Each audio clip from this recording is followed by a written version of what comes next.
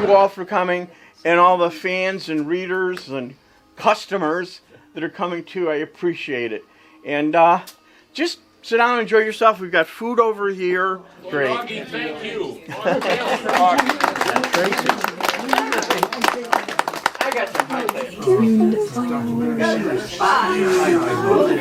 Actually, I wrote my first short story in the 6th grade. I kept badgering the teacher to let me write a short story instead of what I did in my summer vacation essays. So finally, one Friday, she called me and she said, "Okay, I'll let you write the short story. You have to read it in front of the class on Monday." So I was just so excited. I was walking home and I was telling my friend, I said, "I'm going to write a short story." And he said, "What are you going to write about?" And all of a sudden it dawned on me, I didn't have any idea. So I went home that afternoon, I just labored trying to think of something, and all day Saturday I was laboring, and Sunday I finally got an idea to write a story. I wrote the story out. It was a detective story. And so then on Monday I had to read in front of the class. And the class was kind of watching me read it, and I was kind of nervous, and after they finished, a couple of people started laughing.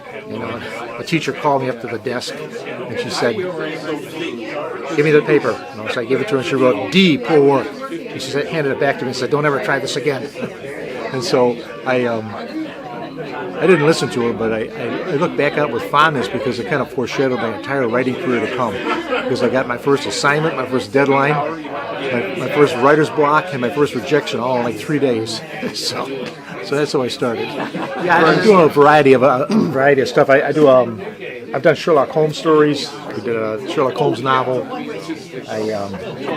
This is my most recent book is Devil's Lair. It's about a modern-day bounty hunter, and it kind of gets evolving into like a international type of thing, like a James Bond type of thing. The character is an ex-Army Ranger named Steve Wolf.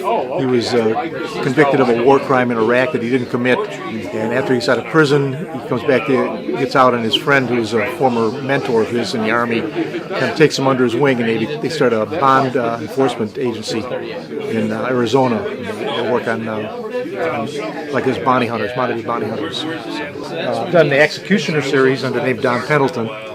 That started in the 60s and then continued out with ghostwriters after Pendleton passed away.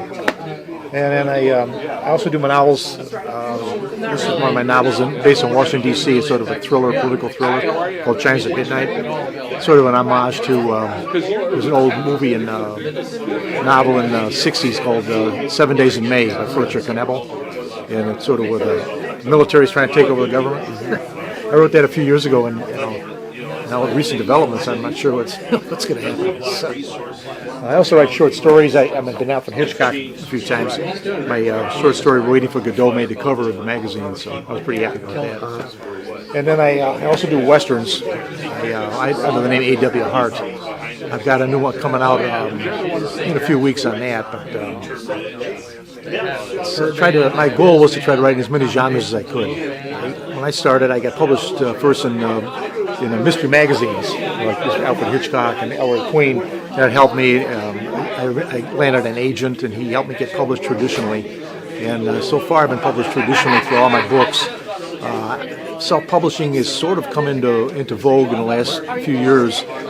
And it's an interesting idea because you have complete creative control over your product. The only problem is trying to market it. It's very difficult. A lot of times what you find is especially with traditional publishing, is the companies will accept somebody and they'll have like 3 books, and if the sales don't meet their expectations, then they'll drop you. So the agent doesn't make any money unless he is able to sell the book. So a lot of times the agents will drop you as well. A lot of times creative differences can interfere too. So it's a difficult process. This is the incredible Mike Black. More than 40 over 40 novels now. Yeah. Every genre except romance. He's working on that. I always thought I was kind of a romantic person, but